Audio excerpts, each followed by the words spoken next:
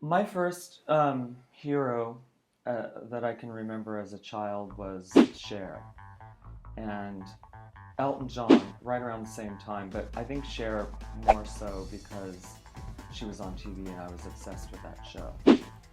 So that sort of segued right into Elton John, and which, you know, musically I loved. He was definitely my first hero as a child musically. And then I just loved the platforms and the feathers and the costumes and the outrageousness. And then right from there went into like Kiss and Bowie, and same reasons: outrageousness, feathers, platforms, rhinestones, flash, anything like that I was always drawn to from a very young age.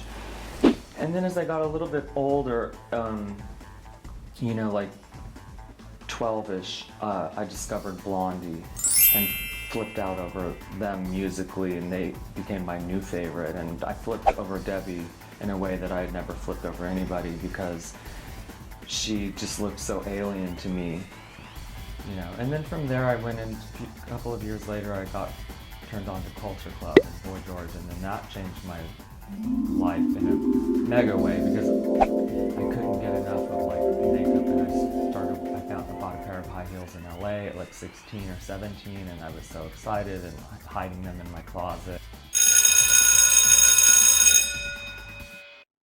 I think that would probably be right when I moved to New York, and the first night we were here, my best friend Lauren and I went out. We got all dressed up, and we went to a couple of places. I think we started at Boy Bar, and then we went to the Palladium, and then we went back to Boy Bar. And we caught the drag show, which was the Boy Bar Beauties, Connie Girl, Glam and Shannon. So it wasn't long, maybe a week or two later, Matthew Caston, who organized the shows, he came up and asked me if I wanted to perform. And so that was very exciting, and I was scared and everything, but I felt like that really was sort of when I felt like, oh, this is great. So I would say that was it. I think Little Richard is very important. You know, Elvis gets the credit for being the, you know, king of rock.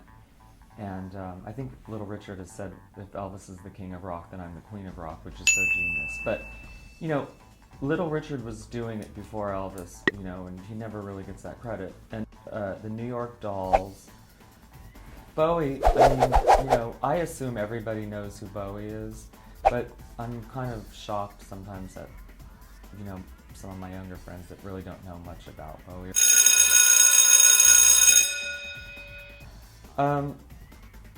Well, you know, Warhol, of course. I think, you know, his obsession with Marilyn and movie stars and what he did really sort of was the beginning of punk. Basically, everybody that I love musically and whatever goes back to Warhol.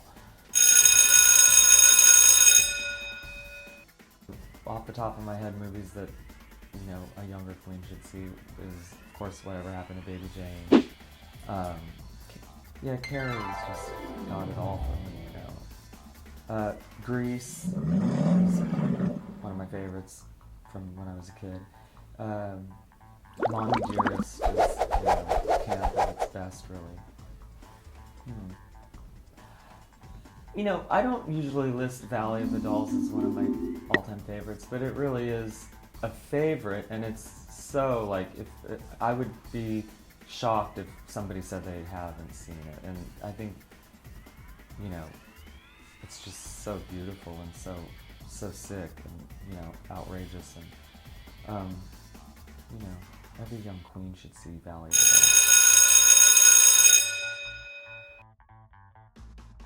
I would say Jane County, for me especially, but, you know, she, you know, any young queen, into rock or not, should really know Jane's story. It's very fascinating, and she's lived through so many different times and has done so much, and really was, you know, forward thinking, and, you know, really was responsible for starting a lot. So I would say check out Jane County.